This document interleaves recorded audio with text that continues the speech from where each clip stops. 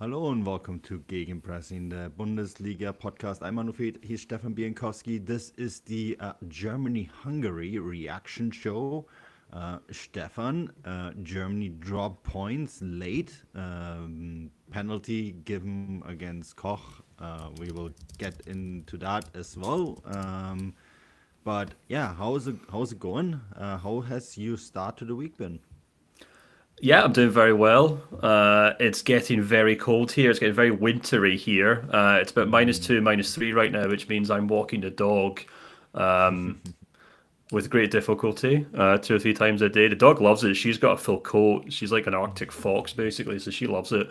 But yeah, very cold. I was hoping this game might cheer me up, but and save me from these winter blues. But far from it. It wasn't exactly a classic football match, was it, Manu? No, and I look now like a little bit of an idiot because I was on Blue Sky yesterday, and there's an excellent account, 50 plus Döner, right? I think anyone who follows the Bundesliga knows about it, and then they said, "Oh, this is probably going to be a poor match," and I'm like, "No, all the games so far in the Nagelsmann have been great, and this one, so many of the guys will have so much to play for, right? And so therefore it will be a great performance." And oops, I was wrong. It really wasn't that great. And some of the guys that really needed to have big performances to maybe justify their place in this setup really didn't come through today. I personally think Germany still deserved to win this game. Ultimately, dropping 2 points here is it doesn't really matter in the grand scheme of things. They quite easily win this group, right, and advance to have. I mean, if it's already pretty much confirmed that they're in Pool A for the next round of the quarterfinals, right, they can face Italy, Denmark, Croatia. I think that's it, and the Netherlands in the next round, right? So. Yeah, so it wasn't really that this match was of big consequence. It was really just about it was really a test match, wasn't it, Stefan, to just kind of for Nagelsmann to figure out which guys are still up for this and which guys aren't. And I think that is maybe also the theme that we're going to have for this podcast to kind of just figure out, oh well, which guys stood out, which guys really didn't stand out, and who do we think, based on what we saw from this quote unquote B team, still deserves to be actually part of the conversation for the starting 11. I think this is the really big theme here. Yeah, I mean, as you said, this wasn't a game that Germany had to specifically win. Obviously, it's quite a lot of big injuries right now for this German team. There's probably 3, 4 players who would be starting, I think, for Germany who are actually injured and haven't taken part in this international break at all. So it was always going to be a bit of a mishmash of stars and backup players. And obviously, for this game, Nagelsmann decided to rest a couple of players. And as you said, a kind of addition some of the kind of B team players to see how they would do. And yeah, it was a pretty lackluster performance for the most part. Not to say that these players didn't try. I think they did try. I think there's obviously, and I think you kind of have to maybe give them a benefit of doubt a wee bit that some of these guys have been just kind of tossed in. They haven't been a regular for the Germany team. They haven't been a regular in the setup under Nagelsmann. So when a Benjamin Hendricks gets thrown in at left back, or Mm. a Leroy Sané comes in after being out for quite some time, maybe you can give them the benefit of doubt. But it definitely felt like Germany were playing far slower, far less accurate, far less intensity, especially compared to what we saw against Bosnia a few days ago, where it was really kind of 90 minutes of full on football. And it was almost like chalk and cheese, to be honest with you. And we could actually maybe just go through that entire team really and pick out kind of individual players really that we thought were maybe a little disappointing. And as you said, maybe some serious question marks as to their kind of future with the German national team. Yeah, let's do that. I mean, we can start in the back with Robin Koch. He's one of your favorites, Stefan. I think Koch is who he is, right? He's the guy that you throw in because it's the 89th minute and you need an extra defender on the pitch. That's who he is. Um, he's a decent Bundesliga defender who can play for a club like Frankfurt and get the job done. He's not someone who's going to win you matches, or at best maybe not lose you matches. This case, he dropped you 2 points because of a handball. We can talk until the cows come home whether there was a handball or not. I've given up understanding that law a long time ago, and put the final nail on the coffin when UEFA flip-flopped around Cucurella. So I don't even really care discussing this, but at the end of the day, he cost Germany 2 points. That's a fact. He is a huge drop off from Rüdiger. I would say he's a huge drop off from Jonathan Tah as well. And he's maybe also the drop off of some of the guys that we're now seeing emerge with this U21 side that looks quite excellent, right? So I think maybe that is a good place to start. I think Robin Koch has a place with this national team, but I just don't think he's a starter. Yeah, maybe he has a place, as the kind of water boy or cheerleader or, maybe inspirational speaker in the changing room. But I seriously hope that he doesn't have a place starting at centre back for Germany going forward. Look, he's not a bad player. As you said, he's a Bundesliga standard player. I'm not even entirely sure he's good enough for Eintracht Frankfurt, to be perfectly honest with you. I've watched them plenty this season, and every time I do watch them, he does kind of give me the fear a little bit with the problems that he shows. And I think Frankfurt have shown time and time again this season that they're very good up front, but in defence they're an absolute shambles, and he has not helped that for club or country. And you're absolutely right. I actually wrote my newsletter this week for the Gegenpressing newsletter on Nico Schlotterbeck, who played alongside him tonight, and this kind of interesting predicament that Nagelsmann probably finds himself in with this German backline, because if you do, as I pointed out in the newsletter, against Bosnia, he had Jonathan Tah and Antonio Rüdiger as his two central defenders, which makes perfect sense. But if you consider that by the time the next major tournament comes around, Antonio Rüdiger is going to be 33 years old. And as I said in the newsletter, Jonathan Tah, by that point, will be gathering dust on the bench at Bayern Munich or Barcelona, most likely. So Nagelsmann's probably thinking ahead of, in the next kind of year or two and thinking, who's going to be my kind of centre-back partnership? Maybe Rudiger is still a decent player at 33, but it's maybe a bit of a risk to assume that he will be. And everything, all roads kind of lead to Nico Schlotterbeck and this kind of need for him to develop into a top quality player. And ideally, you would have Schlotterbeck there alongside one of the kind of younger guys who are coming through. I thought Schlotterbeck was okay in this game. I don't think it was particularly bad. I don't think it wasn't really a standout performance, I would say. Although I wouldn't say he was particularly troubled either. So I'm not really in a position to kind of criticize his performance. But yeah, I thought Robbie Koch wasn't great. And it's a little worrying that, he's in contention, to be perfectly honest with you. I think there are some decent young players who maybe could step in. And I'm sure Nagelsmann will maybe be looking into that, because I think there's now 5 months until the next international game. A lot can obviously happen, but I'm sure Nagelsmann has a short list of central defenders with a German passport that he'll be scouting extensively this season, because I think it could be a problem area for Germany in the years to come. Well, I mean, it's pretty easy scouting. You just have to go to Milan and watch AC Milan and Inter Milan. They both have both teams have young German center backs, right? Jan Orel Bisek for Inter and Malik Tja for AC Milan, and they both play regularly, and they're both 23. And there you go, Stefan.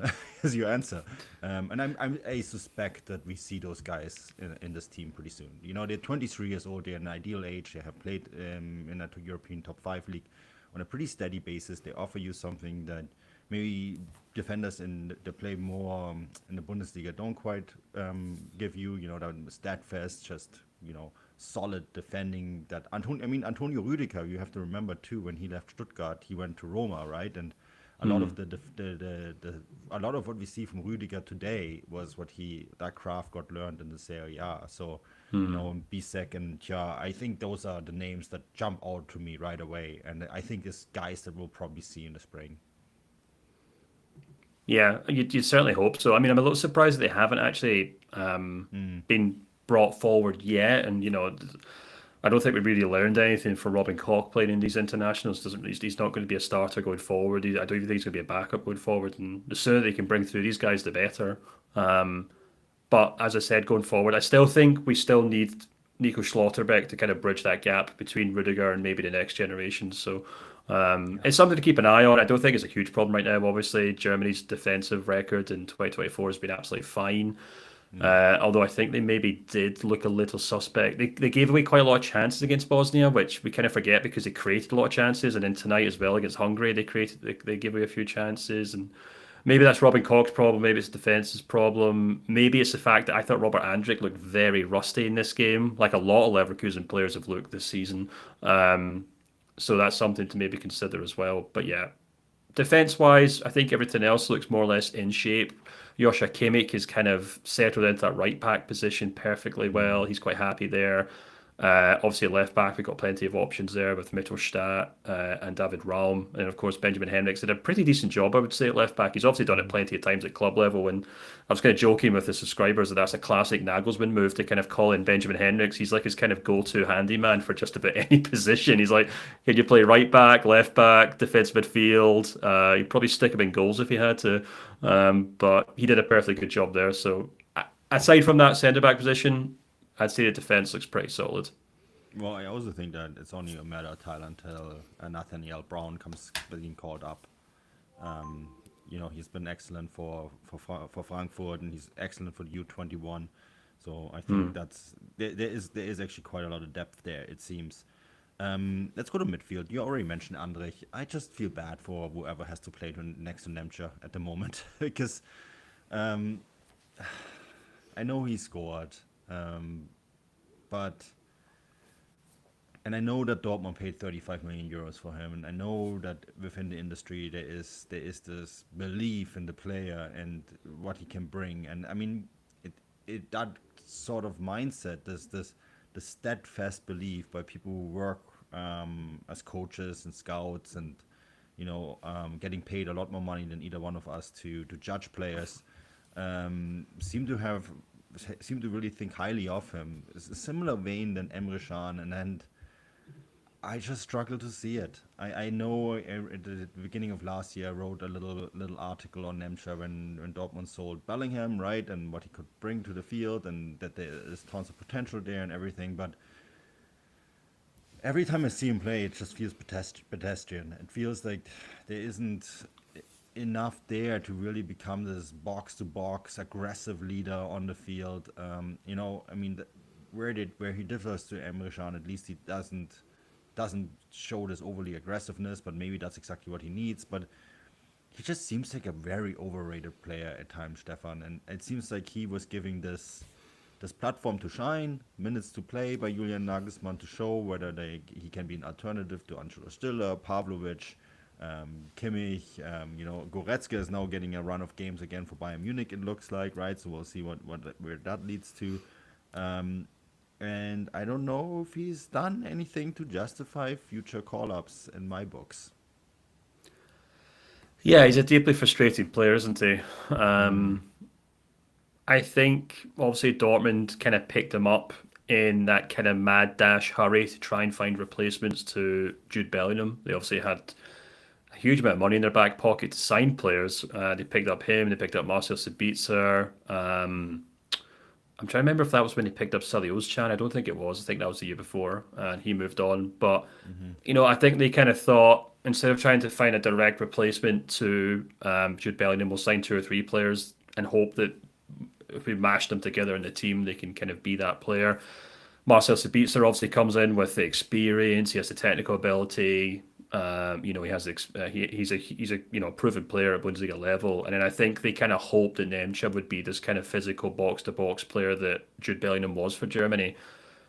He has flashes of it. He's obviously quite decent close control. He's quite happy, kind of going shoulder to shoulder with players in the middle of the pitch, but he doesn't seem to have that ability to then do the next thing. He can maybe kind of shoulder a tackle or even slight or intercept the ball, but he doesn't have that ability like Jude Bellingham to then take 5 strides and then create a chance, or take 5 strides and score a goal. It's just something that seems to elude him. And look, that might just be a case of that. We see this a lot with players who are good at a bit of everything, and they just never really develop into a certain type of player, and they become a kind of jack of all trades, master of none, and just kind of end up being these kind of box to box number 8s that you really struggle to really justify having in your team. And hey, that might work quite well for a Wolfsburg or even a Dortmund at times, to have guys like that in the team who are happy just to run, close players down, pass the ball on to the playmaker and just keep at it. But in this Germany team, it didn't really seem to make sense. And as we were kind of talking about during the show, during the game in the live chat with the subscribers, um, I thought him and Robert Andrik were actually very far apart for much of the game. I thought Andrik kept dropping deep to kind of split the central defenders, and Nemcha was often kind of drifting around the pitch, and it left this huge gap in the middle of the park. I thought him and Julian Brandt were kind of stepping on each other's toes for much of the game as well. And yeah, I completely agree with you. I mean, we're talking about a player now here who's what? Let me quickly check. He's now 24. Maybe Mm. 25 next year. We're not talking about a 20 or 21-year-old here who's still learning his trade. We're talking about a player who should be established and should be at this point very easy to define as to what he actually adds to the game. But at the same time, find me a Dortmund player who isn't struggling this season, or find me a Dortmund player who's struggling to even get into the Germany team this season. So maybe a better head coach or a better club might be able to get something out of him. But yeah, I completely agree with you. I'm not entirely sure what he brings to this Germany team right now. Well, also like the thing is that the issue here is right. He has so many other guys in that position in front of him at the moment. Pavlovic is back in training, right? I mean, he'll be back in March, and you could put your money on it that if Pavlovic is fit, he's probably playing. Same is true for Angelo Stiller, who had to pull out of these Mm. games. But then you also look like further down the hierarchy. It is a guy like Rocco Reitz, right, who plays at Gladbach and who can play that position as well. And he's making very strong arguments with the U21 at the moment that he probably deserves more game time with the senior team. And so that creates a situation, and I feel, I mean, this was for me kind of the theme. We will continue with that. With some of the attacking players, we talk about them. It feels like for some of these guys, it really was what for some of these guys. Nagelsmann said, "Okay, let's call these guys up. Let's call up Brandt. Let's call up Gnabry. Let's call up Sané. Well, Leroy Sané. I think it's a little bit of a special case. So I want to put him in brackets. But let's call up some of these guys and give them one final chance to see how they're doing and whether they can be assets for us. And I look at this attack that seemed so pedestrian at the time. I mean, Julian Brandt is was always a really special talent, and I just sensed that I, I I thought this a few weeks ago, and I was really surprised when he was called up. I was like, okay, why? Why is he being called up? How is he still part of this conversation, really, when this Germany team is so rich in attacking talent and so rich in players that can play not just one or two positions, but so many different positions. And I mean, this is an argument that when we get to it, I will do about Leroy Sané too. It seems like he's part of this generation of players where they're all technically gifted. They're all kind of these central slash attacking midfielders that can do certain things really well, but are not quite as rounded. And there's this generation of players coming up. And I think someone actually put this in the chat just now. Like, someone like Maxi Bayer, for example, which just seems more rounded. Dennis Undav is another one who's more rounded, right? There's so many players that can just do so many different things really well. I mean, we're going to have a discussion soon about Paul Wanner, for example, as well. There's a guy at Celtic Glasgow who's doing really well, Nico Kuhn, right? I mean, you know what I mean? Like, it's there is riches there now. So I sensed with Brandt is like Nagelsmann said, okay, well, I haven't seen him in a year.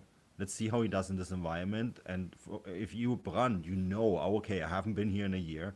I'm getting 90, like 60, 70 minutes against Hungary in a game that doesn't really matter. I better show what I can do so that I can prove that I'm worth for playing time compared to the players that are already here, but also to the players who are going to come up. And I didn't see it. I saw nothing there today that makes me think, okay, Julian Brandt is supposed to be part of the starting 11.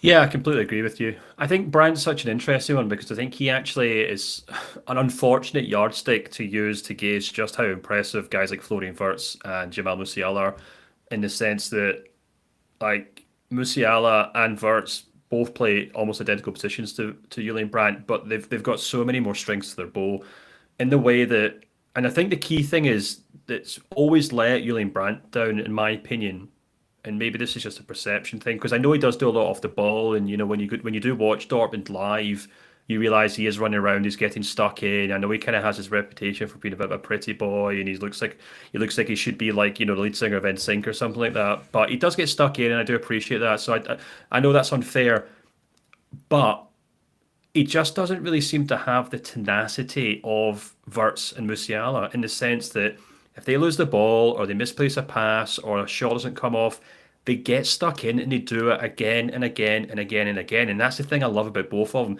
They demand the ball. They get angry when they don't get the ball. They go furious. They fight with the teammates.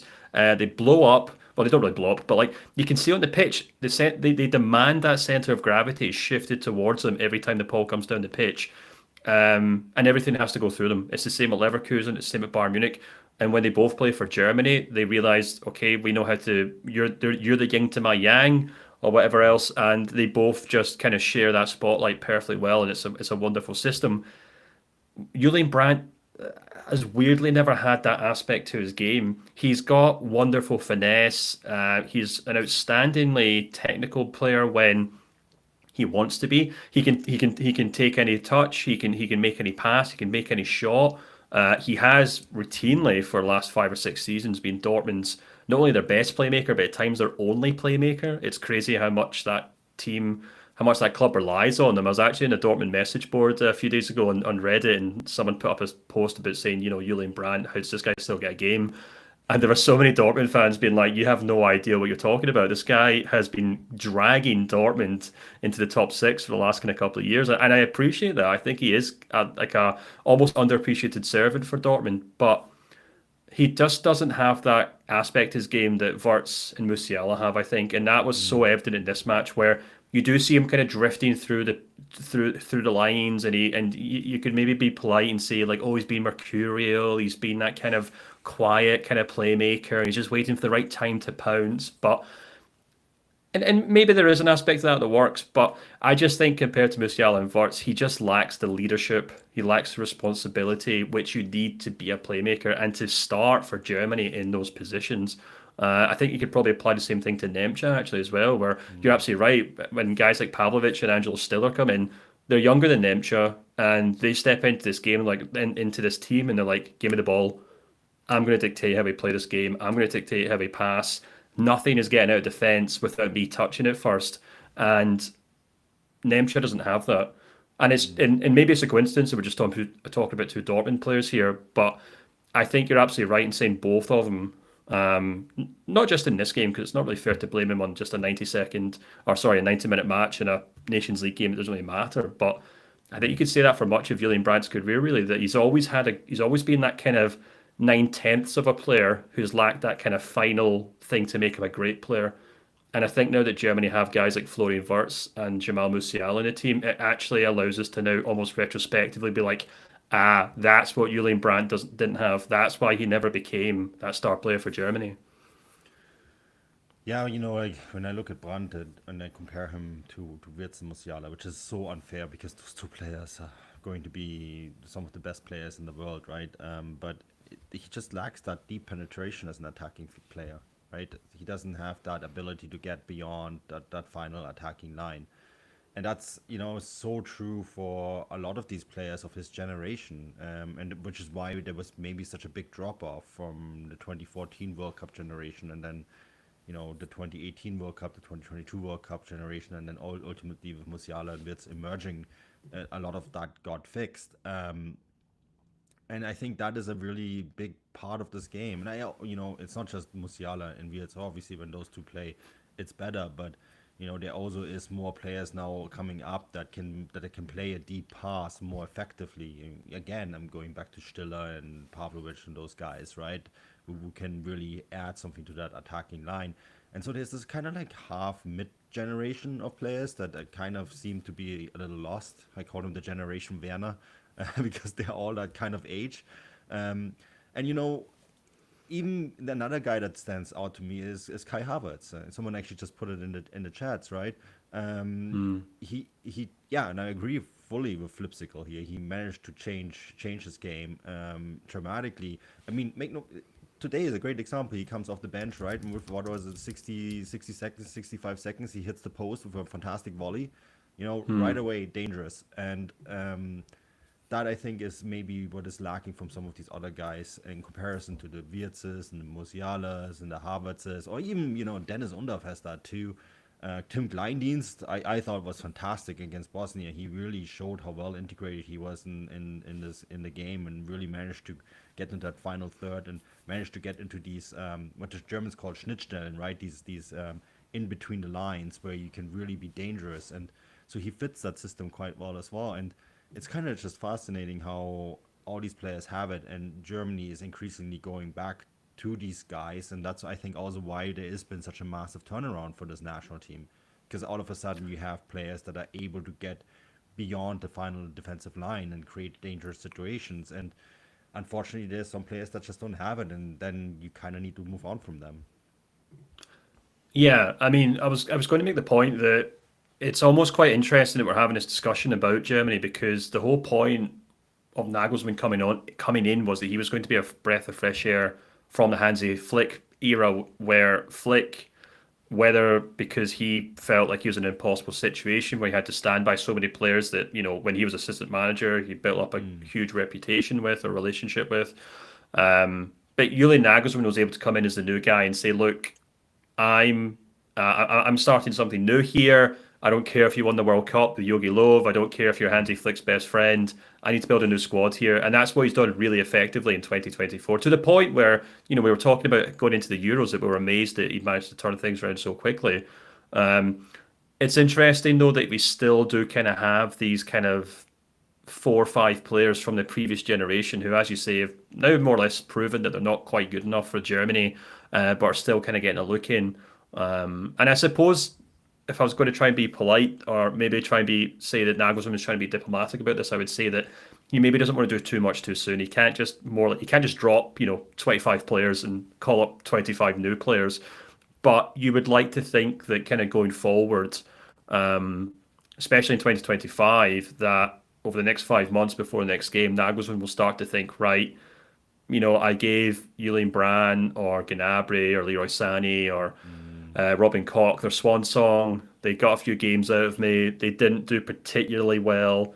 I'm now ready to look at other guys, and I've got the under 21s team up in front of me. And you're absolutely right. There's a number of players in that team Yeah. who not only are good young prospects, but they're also players who are already kind of proven it at club level. Karim Adeyemi is the obvious one who really should be obviously a senior player, but was put into the under 21s and picked up a nasty injury for Germany. So, but if he manages to come back for Dortmund and play as well as he did at the start of the season, you would think he'd kind of be an obvious one. He's still only 22.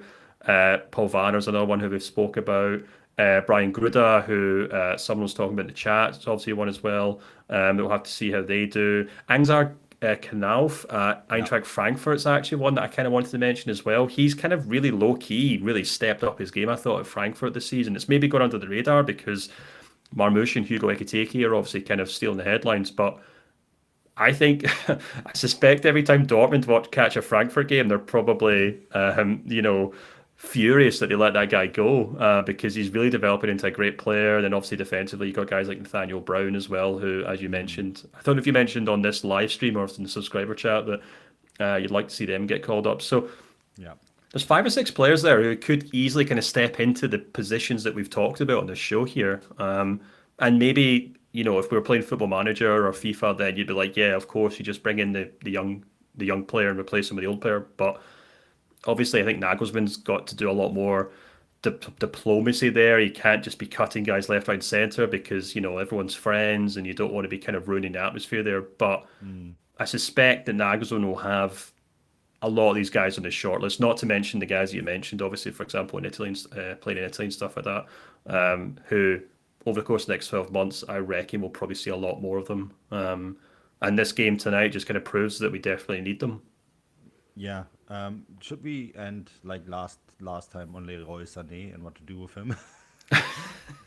Because The weekly Leroy Sané corner. I mean, he's just such an interesting topic. You know, I think it's a difficult one, right? Because he comes off a form crisis or injury crisis, and he's really struggling with his form and because of physical problems, and so it's hard to judge a player. But I mean, he's been having these troubles for a while now, and when I see him play, I made this comparison, and this might sound a little odd for some people. He reminds me a little bit of Lukas Podolski in that there's a lot of skill set there. There's a lot of really great abilities there that can make him a dangerous player, but it just doesn't quite seem to come together, and it doesn't really quite seem to always work in a team setting like Germany play. I posted the today on Blue Sky. I posted the graphic from Opta on how Germany scored their final goal against Bosnia, and every single player was involved in that, right? So it was a quick passing up the pitch play, and it's just I just find it fascinating that at times I feel like Leroy Sané gets a little lost in the attack when he does things. And he's in a really big season at the moment for his personal development and where he's going to go. And he's on this massive contract at Bayern that we discussed in the show after the Bosnia game and where that's going to go. But I think he's also kind of has to prove himself right now for this Germany team because even if he's fit, I'm not sure he's actually an automatic starter in this team anymore.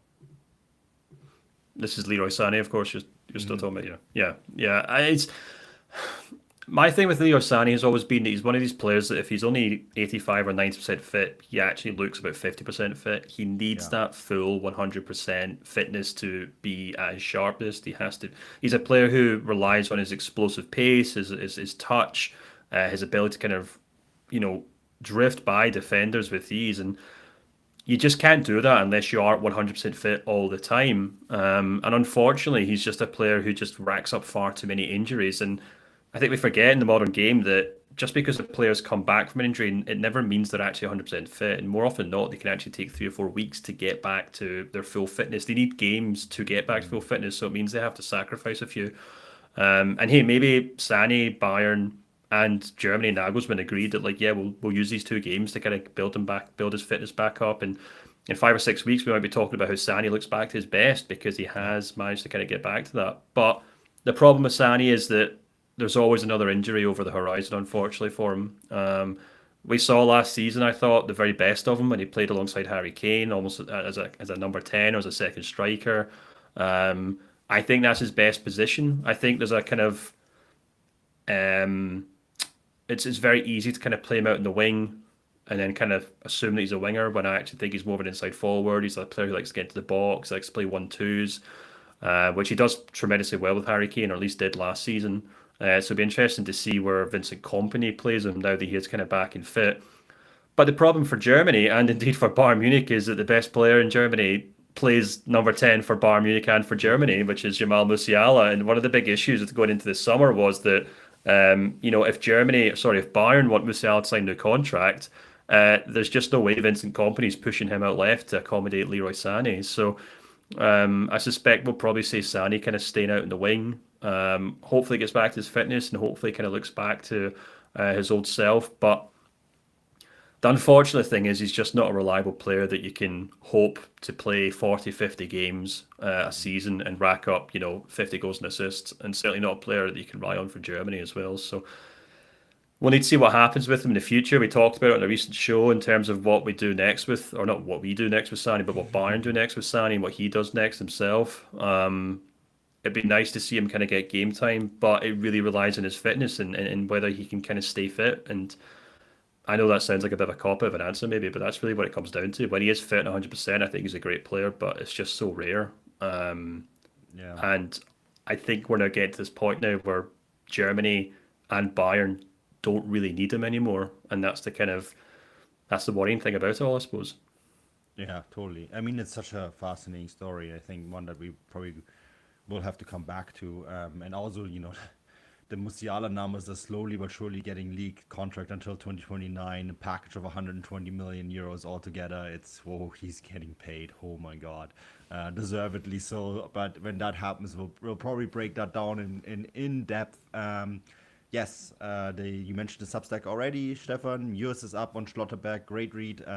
Matt's is going to be up tomorrow, and then I'm doing something on Thursday. I'm actually doing something on Hoffenheim and how they're slowly but surely becoming the Sturm Graz of German football. So keep your eyes out on that one. And yeah, we'll be back with our preview show later this week as well. So yeah, check that out.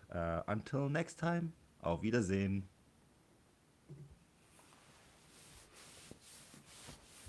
Nice. Perfect. Had a That was few nice. We had some people comments. commenting.